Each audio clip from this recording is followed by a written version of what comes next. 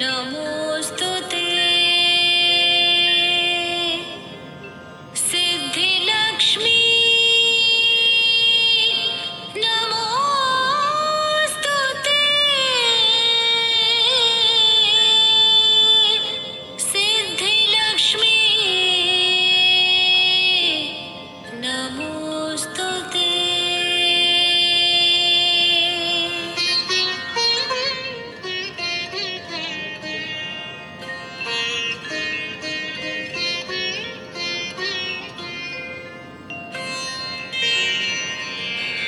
ब्राह्मीं च वैष्णवीं भद्रां षड्भुजां च चतुर्मुखां त्रिनेत्रां च त्रिशूलां च पद्मचक्रगदाधरां पीताम्बरधरां देवीं नानालङ्कारभूषितां तेजःपुञ्ज